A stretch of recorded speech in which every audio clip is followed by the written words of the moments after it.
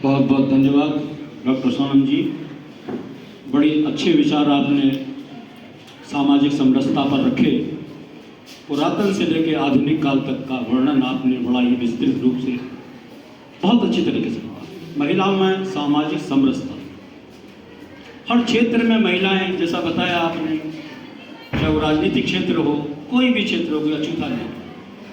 सावित्रीबाई फुले का उदाहरण दिया, उससे बड़ा उदाहरण कोई हो नहीं सकता। और जज्बा महिलाओं में इतना है, आज सशक्तिकरण बहुत आगे बढ़ चुका है। कल्पना चावला को हम याद कर सकते हैं।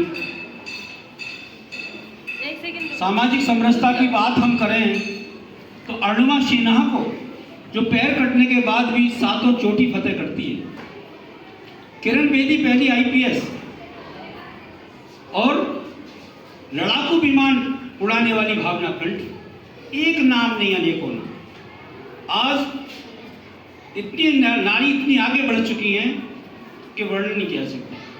तो आप जो बच्चे बैठे हुए हैं, मातृशक्ति ध्यान दें। बहुत अच्छे विचार, बहुत ही अच्छे विचार आपको सुनने को आज मिल रहे हैं। अभी दो वक्ता हमारे पास और हैं, और इसी बीच हमारे ब्रिटिश स्कूल से प्रधानाचार्य जी पूनम शर्मा जी पधारी हैं। उनका विशेष स्वागत, बहुत बहुत स्वागत, जोरदार तालियों से स्वागत करेंगे उनका।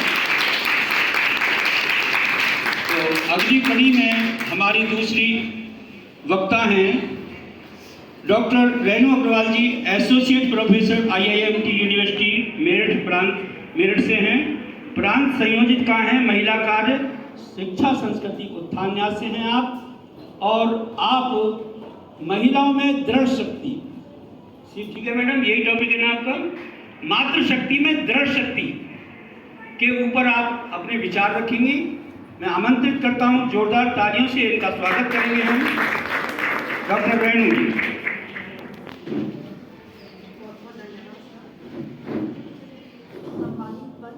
प्यारे बच्चों और मातृशक्ति, आपको मेरा बहुत बहुत नमन, अभिनंदन। आज का विषय, अभी हम कहते हैं कि नारी जो है राष्ट्र निर्माण करती है, लग रहा है आप कल के होने वाले राष्ट्र निर्माण हो, तो उसके लिए हमें क्या चाहिए? हमें सबसे पहले हमारे अंदर हर काम के लिए दृढ़ आवश्यक है। कोई बात नहीं है।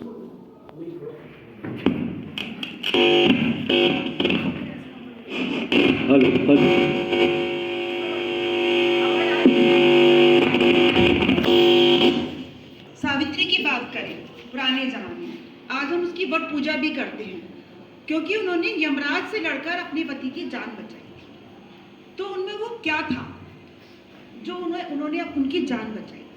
एक लगन, एक दृढ़ शक्ति। उन्हें यह था कि नहीं, उनकी जान बचानी ही है। तो अगर आपको अपना कोई भी लक्ष्य लेना है तो उसके लिए आपकी लगन ही काफी नहीं, दृढ़ शक्ति काफी है। दृढ़ शक्ति कहती है मुझसे, दृढ़ शक्ति कहती है मुझसे, मैं हूं ना मैं हूं। आपने किसने पिक्चर देखी है मैं हूं ना? नाम सुना है? नहीं, बहुत पुरानी पिक्चर, वैसे बहुत पुरानी भी नहीं है। तो उसमें शाहरुख खान था जो सबके लिए कहता था मैं हूं ना मैं हूं, क्योंकि वो सौतेला भाई था, सौतेला बेटा था, तो वो सबकी मदद करता था, सबसे कहता था मैं हूं ना मैं हूं। तो हमारी एक दृढ़ शक्ति, हमारे अंदर जो एक दृढ़ शक्ति है, जानते हो ना दृढ़ शक्ति किसे कहते हैं? जानते हो ना किसे कहते हैं? नहीं पता? दृढ़ शक्ति, आपको अगर एक छोटा सी कोई चीज लेनी है, ठीक है, आप अपनी मम्मी या पापा से कहते हो, तो अगर आपको एक बार में कहने पे मिल जाती है, अब आपने मना किया, तो अब आप आपको फोर्स करते हो, नहीं पापा प्लीज, नहीं पापा प्लीज, नहीं पापा प्लीज, करते हो ना? तो अगर वो चीज लेने की आप में बहुत ज्यादा ललक है, बहुत ज्यादा ललक है, तो आप बहुत ज्यादा पापा से करोगे, नहीं पापा प्लीज, नहीं पापा प्लीज, तो आपकी आ जाएगी वो। तो अगर आपको वो चीज लेने की शक्ति आप में जितनी ज्यादा है, तो उसे हम कहते हैं दृढ़ शक्ति।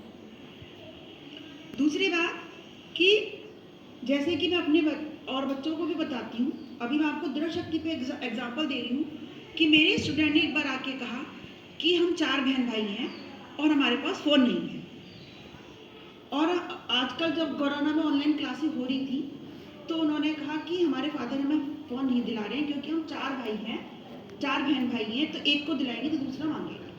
तो वो बड़ी लड़की थी जो बीएससी में थी, मेरे साथ मेरी स्टूडेंट थी, तो मैंने उसको समझाया कि आप अपने पापा से कहना, एक चिट्ठी लिखना कि पापा मुझे फ़ोन चाहिए, और हम चारों बहन भाई मिलके उसको कर लेंगे। तो मैंने तो उससे कहा था कि तकिए के नीचे रखना, उसने क्या करा, उसके टिफिन में रख दी वो चिट्ठी लिख के। मैंने कहा चिट्ठी ऐसी लिखो कि जिससे वो एक विनीत, मतलब एक आप रिक्वेस्ट कर रहे हो कि मुझे ये चाहिए। तो उसने वो लंच बॉक्स में रख दी, और अगले दिन जब उसके पापा, क्योंकि जो बेटियां पापा की परियां होती हैं, सही कह रही हूँ ना, जो बेटियां हैं जो पापा की, वैसे तो मम्मी की भी परियां होती है, पर बेटी जो है पापा की ज़्यादा परियां होती है। तो जैसे ही उन्होंने वो चिट्ठी पढ़ी तो उन्होंने अगले दिन उसका फ़ोन आ गया, शिवरात्रि का ही दिन था वो। तो मतलब ये है, आप डिमांड करो, अच्छे से करो, एक पॉजिटिव वे में करो। मेरी एक और भतीजी थी, 30 साल पुरानी बात बता रही हूँ, तो वो 8th क्लास में थी। 9th क्लास में हर कोई पेरेंट्स चाहता है उनके बच्चा फिजिक्स, केमिस्ट्री, मैथ ले, तो उसका इंटरेस्ट था म्यूजिक में। आपका इंटरेस्ट चाहे म्यूजिक में हो, चाहे ड्राइंग में हो, चाहे साइंस में, जिसमें चीज में हो, उसमें आप पूरी लगन से काम करो, अपने काम से प्यार करना सीखो। पहले हम अपने आप से प्यार करते हैं, फिर अपने काम से प्यार करते हैं, अपने परिवार से प्यार करते हैं, तभी तो राष्ट्र बनेगा। अगर हमारे अंदर गुस्सा है तो हम क्या देंगे, क्या देंगे? हम गुस्सा ही निकलेगा हमारे अंदर से। हमारे अंदर प्यार है तो हम सामने वाले को प्यार देंगे। तो पहले अपने आप से प्यार करना सीखें, फिर हम दूसरों से प्यार करना सीखें, और फिर परिवार से प्यार करना सीखें। और जब हमने वो प्यार, वो भावना, वो सद्भावना होगी तो राष्ट्र का निर्माण अपने आप ही होता चला जाएगा। तो मैं दृढ़ शक्ति पे बात कर रही थी। ये जो दृढ़ शक्ति है, जो सेवा भावना है, ये बचपन से होती है। धीरे धीरे वो कब पेड़ बन जाती है खुद को भी नहीं पता लगता। तो मैं इसमें आपको एक छोटी सी कविता सुनाना चाहती हूँ, जो मैंने खुद ही लिखी है दृढ़ शक्ति पर, क्योंकि मुझे बचपन से जिद्दी कहते थे। बचपन से तो नहीं, मैं जब मैं जॉब पे निकली थी तो मुझे सब जिद्दी जिद्दी कहते थे। तो मैं उन दिनों किताब लिखी थी, छू लो आसमां। ये मैंने किताब लिखी थी, मोटिवेशन पे किताब है मेरी। हालांकि मैं केमिस्ट्री की प्रोफेसर हूँ, ये कब मेरा सब्जेक्ट बन गया मुझे खुद को भी नहीं पता लगा। तो ये जब मैं किताब लिखी थी तो मेरे को बहुत से लोग जिद्दी जिद्दी कहते थे। तो मैंने कविता लिख दी। उसी दिन रात को बैठ के वॉक करके आई, मैंने सोचा मैंने कब कब जिद किया। ये मैं आपको इसलिए बता रही हूँ, आप अभी छोटे हो, तो अगर आप जिद करोगे, अभी मैं आपको और बताती हूँ। मेरी फ्रेंड्स थी, हम जब बीएससी में थे, तो जैसे कि मैंने अभी बताई बात कि गरीबी, तो हम भी एक मीडियम फैमिली से बिलोंग करते थे। तो मेरे फादर कहते थे कि तुम साइंस साइड मत लो, आर्ट साइड लो, हम क्योंकि खर्चा नहीं उठा सकते साइंस का, क्योंकि किताबें भी महंगी महंगी होती हैं, ट्यूशन जाना पड़ता है। तो उनको ये था कि आर्ट साइड करा लो और हम आपकी शादी कर देंगे। मेरा ख्वाब था डॉक्टर बनना, तो मुझे कहा नहीं, मुझे तो साइंस लेनी है। मैंने ज़बरदस्ती साइंस ली, जिद की पापा से कि मुझे साइंस लेनी है। तो बाद में पापा ने मेरा साथ दिया। एक मेरी फास्ट फ्रेंड थी, वो 5 बहनें थी, तीसरे नंबर की मेरी फ्रेंड थी, 2 उससे छोटी थी, 2 उससे बड़ी थी। तो वो आज वो MBBS गायनोलॉजिस्ट है। तो उसने दृढ़ शक्ति दिखाई, 5 बहनें होते हुए भी उसने कहा नहीं, मुझे शादी नहीं करनी, आप मेरी छोटी बहनों की कर दो। उसने वो दृढ़ शक्ति की बात मैं आपको इसलिए कह रही हूँ कि मैं बड़ी बड़ी बातें करूँ और वो आपके दिमाग के ऊपर से चली जाएं। तो मैं चाहती हूँ कुछ एक थॉट आज आप लेके जाएं और उसको अपनी लाइफ में उतारें और उस पर चलें। इस किताब में जितनी भी कोटेशन है मैं सर को देके जाऊँगी, जितनी भी कोटेशंस हैं, आप जो भी मोबाइल पर पढ़ते हो, तो कुछ चीज़ अगर आपको ऐसी लगती है आप उसे फॉलो करते हो तो उसे लिखो, क्योंकि कोटेशन पढ़ना ही बहुत नहीं है, उसे अपनी लाइफ में उतारना है। तो दृढ़ शक्ति से वो डॉक्टर बनी, उसकी दोनों बहनों की शादी कर दी गई। जब वो डॉक्टर बन गई उसके बाद उसकी शादी हुई। तो जब मैं अभी ये किताब लिख रही थी तो मैंने लिखा था हाँ मैं जिद्दी हूँ। दृढ़ शक्ति का दूसरा नाम है जिद्दी। हाँ मैं जिद्दी हूँ। बचपन से मुझे जिद्दी कहा जाता है, बचपन से मुझे जिद्दी कहा जाता है। ठाना जो अपनी पढ़ाई को दिया उसे अंजाम। हाँ मैं जिद्दी हूँ, हाँ मैं जिद्दी हूँ। युवावस्था में मुझे फिर से जिद्दी कहा गया। युवावस्था में मुझे फिर से जिद्दी कहा गया। ठाना जो अपने पापा की स्वास्थ्य को, ठाना जो अपने पापा के स्वास्थ्य को, पाया उनका दोबारा जीवन है। हाँ मैं जिद्दी हूँ, हाँ मैं जिद्दी हूँ। मेरे पापा को डेथ डिक्लेयर कर दी गई थी डॉक्टर ने। तो मैं 72 घंटे, डॉक्टर ने कहा था 72 घंटे निकल जाएं, तो मैं 72 घंटे तक बैठी रही कि भगवान के वहीं अस्पताल में बैठी रही। ऐसा नहीं कि तुम मंदिर में जाओ, आपका मन स्वस्थ हो। कहते हैं ना, ये बात सुनी है क्या कि सीधों को भगवान हमको अपने हाथ से खिलाता है। किस किस ने सुना है ये? नहीं सुना? मम्मियों में से तो किसी ने सुना होगा कि सीधों को भगवान हमको अपने हाथ से खिलाता है। सुना है? तो ये बात अपने बच्चों में भी उतारो कि सीधों को भगवान अपना भी, सुदामा जी को देखा है। सुदामा जी की तो कहानी सुनी होगी ना। तो वो सीधे सच्चे थे। कृष्ण जी के कितने मित्र थे? तो क्यों? क्योंकि वो सीधे सच्चे थे। तो जो है, मेरे पापा ने दोबारा जीवन पाया। तीसरा पड़ाव, जब मेरी शादी हुई, मुझे फिर से जिद्दी कहा गया। ठाना जो अपने सास ससुर का आशीर्वाद पाने को, पाया उनका आशीर्वाद है। पाया उनका आशीर्वाद है। हाँ मैं जिद्दी हूँ, हाँ मैं जिद्दी हूँ। उनका आशीर्वाद कैसे? कि उनकी बहुत सेवा की और मरने के बाद भी उनका आशीर्वाद मुझे मिलता है। कैसे मिलता है? वो सपने में आके मुझे बताते हैं कि ऐसा होगा। तो आप छोटे बच्चे हो, मैं आज आपको 2 बात आपकी लाइफ में उतारना चाहती हूँ, जिससे आपके मन में दृढ़ शक्ति होगी कि हमें दूसरों की सेवा करनी है, बुजुर्गों की सेवा करनी है, अपने पापा मम्मी की सेवा करनी है, अपने दादी बाबा की सेवा करनी है, और भगवान, पूर्वज, परमात्मा और पूर्वज दो को अपने साथ रखो, तो कभी भी आप कभी गलत रास्ते पर चलोगे ही नहीं। राष्ट्र निर्माण तो तभी बनेगा ना जब अच्छे कामों पे चलोगे, तभी तो हम राष्ट्र को कुछ दे पाएंगे। हम पढ़ेंगे, हम अपने बच्चों को पढ़ाएंगे। लास्ट था कि जब मैं जॉब पे निकली, मुझे फिर से जिद्दी कहा गया। ठाना जो अपने मन में, ठाना जो अपने मन में बच्चों में उठी चिंगारी को, बच्चों में उठी चिंगारी का मतलब उनमें दृढ़ शक्ति, उनमें एक आत्मविश्वास की चिंगारी। आत्मविश्वास, दृढ़ शक्ति का दूसरा नाम है आत्मविश्वास, कि उनकी चिंगारी को निकालना। तो जो हमारे मैनेजमेंट थे, उनका आशीर्वाद पाया। करो, आपने KFC का नाम सुना है? पिज्जा खाया है? पिज्जा किस किस ने खाया है? सबने। तो पिज्जा, KFC जो ये निकालते हैं, KFC, उन्होंने 1009 बार अपनी डिश बनाई, जो कि असफल हुई। और उसके बाद आज देखो उसका कितना नाम है। तो कभी भी आप अगर असफल हो रहे हो, तो उससे मत घबराओ। सफलता आपके कदम चुनती है। समझ में आ रही है बात? अगर आप असफल भी हो रहे हो तो कोई चिंता की बात नहीं है, आप सफल हो। दूसरी बात कि आप अभी छोटे बच्चे हो, इसलिए एक बात और आपसे कहना चाहती हूँ कि आप अपनी कोई भी बात या तो अपनी मम्मी से कहो या अपने पापा से कहो। कोई भी परेशानी है, कोई भी परेशानी, मेरा बेटा डॉक्टर है, तो वो भी अपनी कोई परेशानी मुझसे जरूर शेयर करता है। पापा मम्मी बहुत अच्छे दोस्त होते हैं। तो अपनी गुरु, बच्चे मुझे गुरु माँ कहते हैं, तो अपने गुरुओं से कोई भी, हर एक का कोई भी टीचर फेवरेट होता है। तो आप अपनी प्रॉब्लम उनसे शेयर कीजिए और अपने पापा मम्मी से शेयर कीजिए, तो आपको एकदम आपकी टेंशन फ्री हो जाती है। होती है या नहीं? आप अपनी फ्रेंड्स से कहो, लेकिन अगर कोई ऐसी बात है तो आप अपने पापा मम्मी से अच्छा दोस्त कोई हो ही नहीं सकता। मेरी माँ मेरी बचपन की सहेली है, मेरी माँ मेरी बचपन की सहेली है, मैं अपने बेटे की बचपन की सहेली हूँ। ये मैंने जो एक पीढ़ी चलाई, समझो मेरी माँ जो थी मेरी बचपन की सहेली रही हमेशा मैं उनसे अपने दुख दर्द बांटती थी। तो वही मैंने अपने बेटे में उतारा। मैं अपने बेटे की बचपन की सहेली हूँ।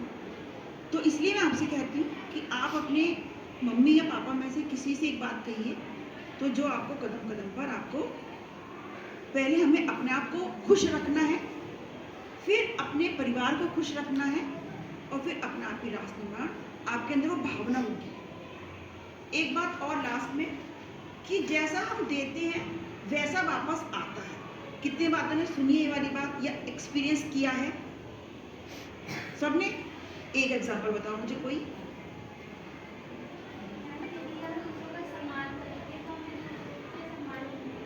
Very good. और कोई?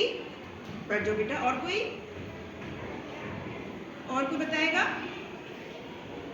एक छोटी सी कहानी और बताती हूँ मैं, कि जैसा मैं कह रही हूँ, जैसा करते हैं वैसा वापस आता है। तो क्यों ना हम अच्छा करें, क्यों ना हम अच्छा करें, अच्छा लौट के आएगा। सही बात है ना? तो ये बात अक्टूबर 2020 की है। मैं देहरादून गई थी, इंटरनेशनल कॉन्फ्रेंस थी, मुझे बेस्ट टीचर अवार्ड मिला था। तो जैसे ही मेरा नाम पुकारा, ऑडिटोरियम में मैं एक सीढ़ी थी, वहाँ से गिर गई। मेरे हाथ और पैर दोनों की हड्डी टूट गई।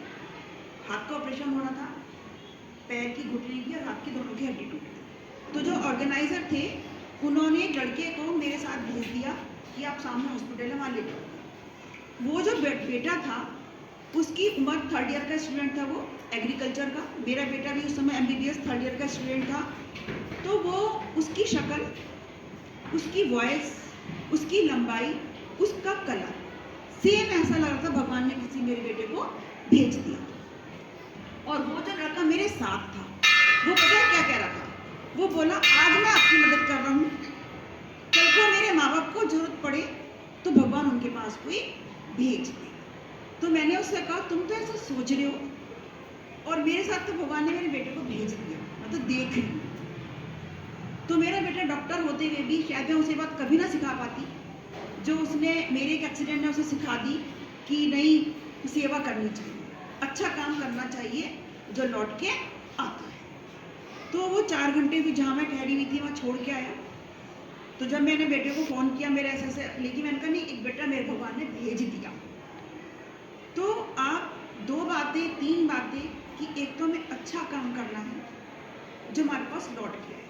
आज आप किसी और की सेवा करते हो तो वो कहीं ना कहीं आपके पास लौट के आए। कभी झूठ नहीं बोलो। ईमानदारी एक महंगा गहना है, ईमानदारी एक महंगा गहना है जो हर किसी के पास नहीं होता। तो ईमानदारी आप अपने साथ रखिए, सेवा की भावना अपने साथ रखिए, झूठ अपने मम्मी या पापा को अपना फ्रेंड बनाइए। आप खुद एक राष्ट्र निर्माण अपना आप ही हो जाएगा, एक एक करके, बूंद बूंद करके घड़ा बनता है ना। तो आप अपने प्रॉब्लम अपने सर को बताइए, अपने घर में बताइए, और इसी के साथ बहुत बहुत धन्यवाद।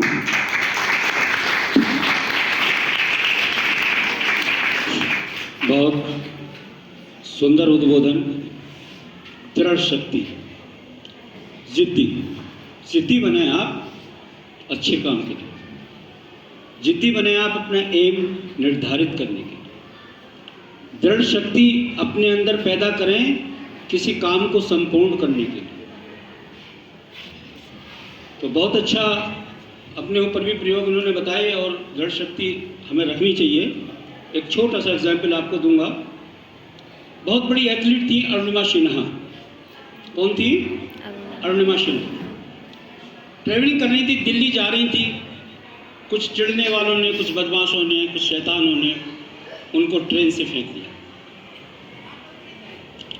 ट्रेन से फेंक दिया, अनेकों ट्रेन निकल गई। अनेकों ट्रेन निकलने के बाद चींटियां खा रही थी उनके पैरों। दृढ़ शक्ति देखिए उस लड़की की, और वो हॉस्पिटलाइज हो जाती है। बाद में पुलिस वाले उनको देखते हैं, शॉर्ट में बता रहा हूँ, हिस्ट्री तो बहुत लंबी है। वहाँ एडमिट हो जाती है दिल्ली में, उसके पैर कट जाते हैं। सपना क्या देखा था, क्या दृढ़ शक्ति थी, क्या इच्छा थी, क्या जिद थी, क्या जुनून था उस बच्ची में, और वो बच्ची पैर कट जाता है। लेकिन उसकी दृढ़ शक्ति आप देखिए, उसकी इच्छा आप देखिए, उसकी जिद आप देखिए, उसका जुनून आप देखिए, कि वो निर्धारित करती है कि मुझे, अब वो एक ऑप्शन तो उसके पास ये था कि मेरा पैर कट गया, मैं तो अपाहिज हो गया, और दूसरा ऑप्शन क्या था? मुझे लड़ना है, मुझे संघर्ष करना है, मुझे उन लोगों को दिखाना है कुछ बन कर के कि मैं कुछ हूँ। और उन्होंने ऐसा जवाब दिया, आज विश्व के रिकॉर्ड में उनका नाम दर्ज है। माउंट एवरेस्ट पे चढ़ने का संकल्प उस लेडी ने किया, कितना बड़ा दृढ़ संकल्प। और उसने फतेह की वो चोटी, फतेह करने के बाद फिर संकल्प लिया कि 7 चोटी मुझे फतेह करनी है, और वो 7 चोटी फतेह करने वाली अरुणिमा सिन्हा बनी। उसके लिए जोरदार तालियां हम लोग बजाएंगे।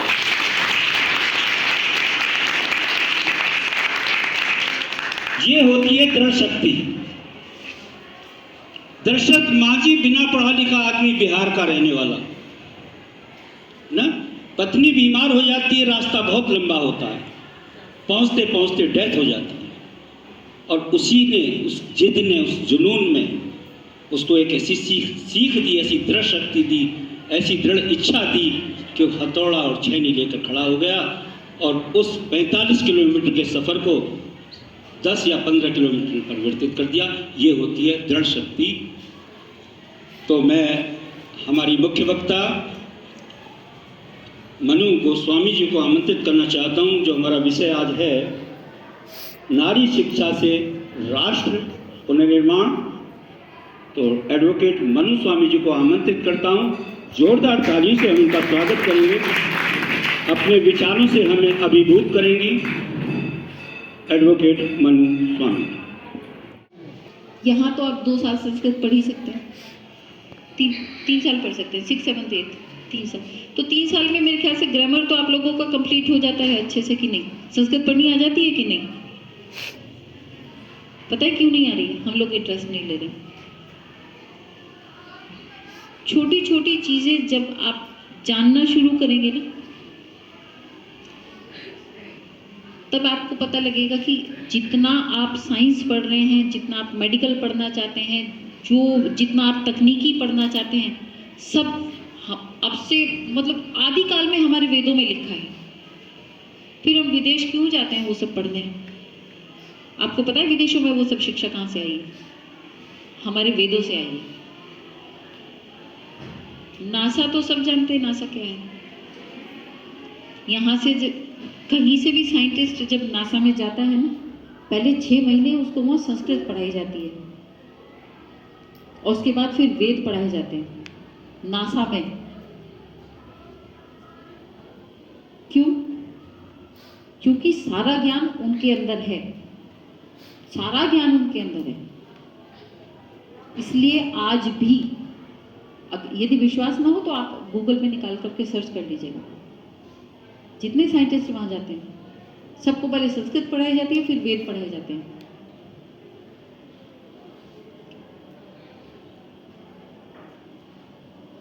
अभी चंद्रयान गया, मंगलयान गया, आप सब लोग देखते रहते हैं ना, सूरज की तरफ भारत जा रहा है।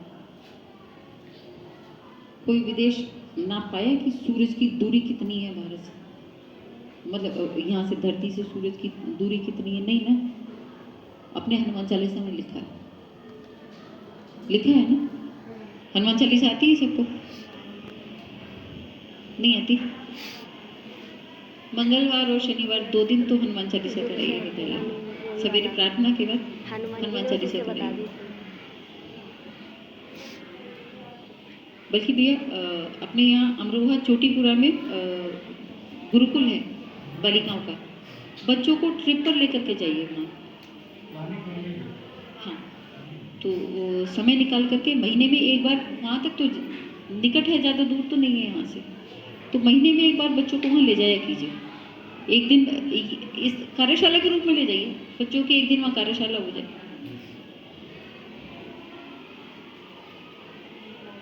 आप लोग जब अपना खुद का निर्माण करेंगे तब राष्ट्र का निर्माण होगा, पुनर्निर्माण।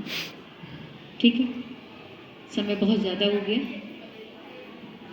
हम राष्ट्र पुनर्निर्माण करें। एक बार बोलना, भारत माता की जय, भारत माता की जय। बहुत सुंदर। आप सबके अंदर लक्ष्मीबाई है। लक्ष्मीबाई को तो सबने नाम सुना है ना? जीजाबाई का भी नाम सुना है सबने? शिवाजी की माता जी है। शिवाजी का नाम सुना है सबने? शिवाजी की माता कौन थी? जीजाबाई। माता जीजाबाई। पता है, जब हम आदर्श माता की बात करते हैं तो हम जीजाबाई की बात करते हैं। नेतृत्व के लिए जब आदर्श महिला की बात करते हैं तो हम रानी लक्ष्मीबाई की बात करते हैं। और कर्तव्य के लिए, कृतित्व के लिए जब हम किसी आदर्श महिला की बात करते हैं तो अहिल्याबाई होलकर की बात करते हैं। गूगल पे निकाल करके इन सब के बारे में पढ़िए, ठीक है? धन्यवाद। राष्ट्र का पुनर्निर्माण, हमारे मुख्य वक्ता बहुत ही सुंदर प्रवचन वार्तालाप के जरिए आपको बताया। एक तो मैं आपको हमेशा पहले भी बताता हूँ, कोई भी यहाँ बैठे हैं, जहाँ भी आप बैठते हैं, किसी को सुनते हैं, अपना 100% ध्यान वहीं रखें, कहीं और न रखें, और उसकी माइंड की मेमोरी को खोल कर रखें, उसको उसमें सेव करें। क्लास लेते हैं आप, टीचर साहब के लेक्चर दे रहे हैं, वहाँ ध्यान केंद्रित करें। राष्ट्र निर्माण में भागीदारी सुनिश्चित करें। राष्ट्र निर्माण बराबर हो रहा है और पुनर्निर्माण की बात आपको समझाई गई है। पुनर्निर्माण क्या है? राष्ट्र निर्माण आप कैसे कर सकते हैं? भाई, राष्ट्र की जिम्मेदारी केवल उसकी नहीं है जो -0 डिग्री सेल्सियस पे जवान हमारा खड़ा हुआ है। हमारी भी जिम्मेदारी है, अपनी जिम्मेदारियों को निभाएं। व्यवसाय जिसे बता बच्ची ने डॉक्टर बनेंगे, सेवा भाव उसमें होना चाहिए, सहयोग की भावना होनी चाहिए। मैडम ने बताया, ये बहुत सारी बातें बताई हैं और वार्तालाप के जरिए बताई। आप बड़े आनंदित हुए हैं, आपने समझा होगा इस बात को, और हमें समझनी भी चाहिए। जो जहाँ है, जिस कार्य को कर रहा है, आप पढ़ने का काम कर रहे हैं, पढ़ के कुछ बनेंगे। वो माँ का काम कर रही है, गृहिणी का काम कर रही है, कुछ भी कर रही है, अपनी अपनी जिम्मेदारियों को बखूबी निभाते रहें। सच्चे राष्ट्र निर्माता सबकी जिम्मेदारी है। जितने लोग 140 करोड़ लोग हैं, हमारी सबकी जिम्मेदारी है राष्ट्र, अच्छे राष्ट्र का निर्माण करना। और राष्ट्र निर्माण से राष्ट्र पुनर्निर्माण की बात क्यों आई? क्योंकि हम कहीं ना कहीं अटक गए थे, भटक गए थे। तो वो भटकाव धीरे धीरे कम हो रहा है। इस तरीके के व्याख्यान होना इसलिए आवश्यक है कि मैडम पटरी पर लाई, आपको बताया, हम सभी को बताया कि वे किस तरीके से हम पटरी पर लौट सकते हैं और राष्ट्र का पुनर्निर्माण हम कर सकते हैं। तो आभार व्यक्त करता हूँ अभी सभी अतिथियों का। बड़ा अच्छा व्याख्यान आपने दिया, बच्चे भी प्रभावित हुए, से आनंदित हुए और बच्चों को लाभान्वित हुए, हमारी मातृशक्ति लाभान्वित हुई, हम सभी लाभान्वित हुए। ऐसे ऐसे व्याख्यान होते रहें। इतने कैसे, कितने लोग चाहते हैं इसे? जरा हाथ उठाएंगे। सभी चाहते हैं ना? अच्छे पीछे नहीं उठ रहे, वही मैं कहने जा रहा था, पीछे पूरे हाथ नहीं उठ रहे। तो ये आप भी इसकी भागीदार बने, कहीं आप भी अपने विचार प्रकट करें। मेरा मानना तो ऐसा है। खैर, समय काफी हो चुका है। आभार व्यक्त करता हूँ अपनी तरफ से, संस्था की तरफ से, और हमारे सेंट ग्रुप ऑफ एजुकेशन के डायरेक्टर उमेश चंद्रा जी और न्यास के कार्यकर्ता हैं।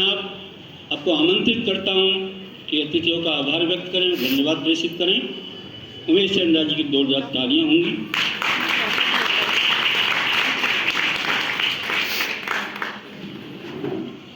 माँ सरस्वती को नमन करता हूँ और मंच पर आसीन आज के कार्यक्रम के मुख्य अतिथि बहन एडवोकेट मनु गोस्वामी जी का हृदय से धन्यवाद, आभार प्रकट करता हूँ कि इतने सुंदर वचनों में आपने हम सभी को समझाया और प्रेरित किया कि छोटे छोटे काम हम करके राष्ट्र का निर्माण कर सकते हैं, अपने राष्ट्र निर्माण में, पुनर्निर्माण में अपनी भूमिका दे सकते हैं। आभार प्रकट करूंगा आदरणीय बहन डॉक्टर रेणु अग्रवाल जी का।